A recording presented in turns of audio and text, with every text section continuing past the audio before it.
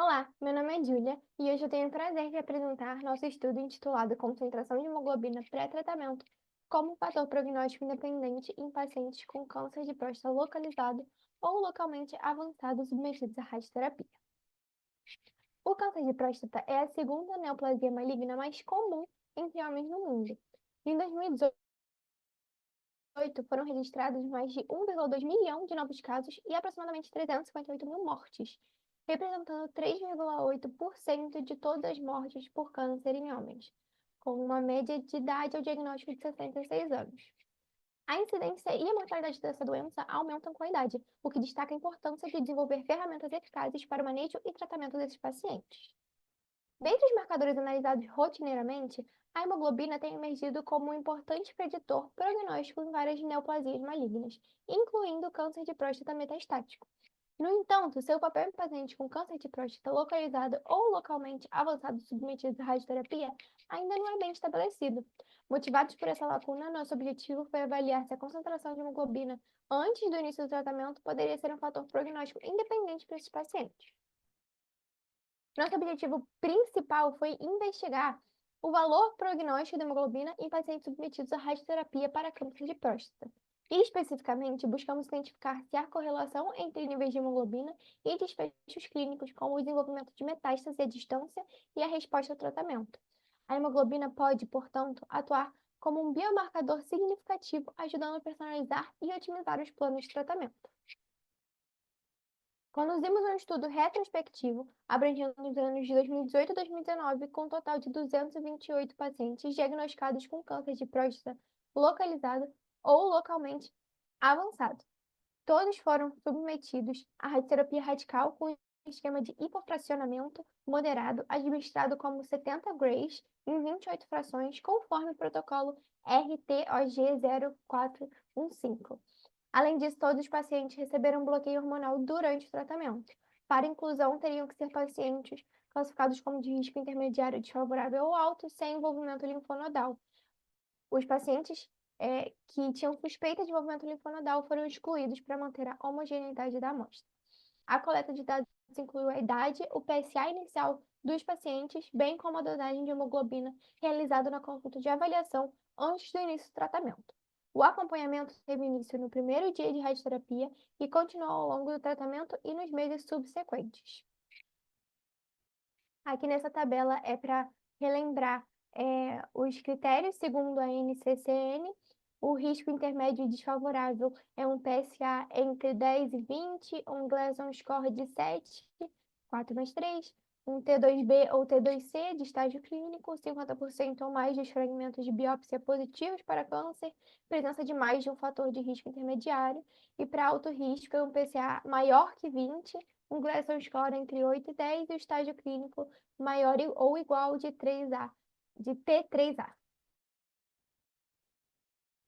Bom, como resultado, a amostra de 228 pacientes apresentou uma idade média de 67,8 anos, um PSA inicial médio de 18 e um nível médio de hemoglobina de 13,4 gramas por decilitro. Também o tempo médio de acompanhamento foi de 58,6 meses. Entre os pacientes, 156 pacientes, ou seja, 68,4%, foram classificados como de risco intermediário desfavorável, enquanto 72, ou seja, 31,6%, foram classificados como de alto risco. Em relação ao desfecho da metástase à distância, 188 pacientes, ou seja, 82,5%, não apresentaram metástase à distância, enquanto 40 pacientes, 17,5%, foram diagnosticados com metástase à distância. Aqui a gente tem uma tabela com o número de pacientes, a idade média dos anos, com índice de confiança de 95%, podendo variar de 66,9 a 68,6 e um desvio padrão de mais ou menos 6,7. O PSA médio com índice de confiança de 95%, variando de 16,2 até 19,8 e um desvio padrão de mais ou menos 13,8. A hemoglobina média com índice de confiança 95%, podendo variar entre 13,2 e 13,6, e um desvio padrão mais ou menos de 1,5, e o tempo médio de acompanhamento com índice de confiança de 95%, podendo variar de 57,6 a 59,7, com desvio padrão de mais ou menos 7,8, e a classificação de risco e a metástase à distância que eu acabei de falar. Na tabela 1, se a gente analisar, a gente pode ver a comparação detalhada dos parâmetros clínicos entre pacientes que não desenvolveram metástase e aqueles que desenvolveram a metástase. E com relação à idade, quem não desenvolveu a metástase tinha uma média de 67,6 e quem desenvolveu de 68,8. Mas de acordo com o p-valor, essa diferença não é estatisticamente significante. No PSA, a média de quem não teve metástase é 17,3 e de quem teve é 22,1, tendo um p-valor de 0,06, que não é estatisticamente relevante, mas talvez aumentando a amostra do estudo poderia se tornar uma estatística relevante, porque está bem estatisticamente relevante, porque está bem perto do valor necessário. E a hemoglobina que não teve metástase está com uma média de 13,6 e quem teve metástase com 12,1, com p-valor de 0,001, mostrando que é estatisticamente relevante. E de acordo com o intermédio desfavorável, quem não teve a metástase foram 36 pacientes, e quem teve foram 20, e de alto risco, 52 pacientes não tiveram metástase e 20 pacientes tiveram metástase, tendo um p-valor de 0,084, mostrando que também não foi estatisticamente relevante.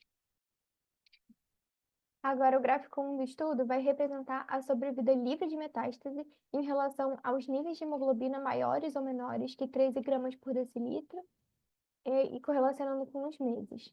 A curva de sobrevida é claramente superior para os pacientes que tinham hemoglobina acima de 13 gramas por decilitro, ou seja, a curva vermelha. Esses resultados eles vão indicar que, independente de outros fatores, pacientes com níveis mais altos de hemoglobina apresentam uma chance consideravelmente menor de desenvolver metástase à distância. Isso nos permite concluir que a hemoglobina é um marcador simples e acessível que pode ser utilizado para predizer a evolução clínica desses pacientes, auxiliando na estratificação de risco e na escolha de estratégias terapêuticas complementares. O nosso estudo sugere que níveis reduzidos de hemoglobina antes do tratamento radioterápico estão significativamente associados a um maior risco de metástase à distância em pacientes com câncer de próstata localizado ou localmente avançado. A identificação precoce de anemia nesses pacientes permitiria um acompanhamento mais rigoroso e ajustes no manejo clínico, reduzindo as complicações recidivas. Para perspectivas futuras, a gente a gente quer a realização de novos estudos para avaliar se a correção da anemia antes e durante o tratamento pode melhorar o desfecho clínico, contribuindo para o desenvolvimento de protocolos mais eficazes e personalizados no manejo do câncer de próstata. Agradeço pela atenção.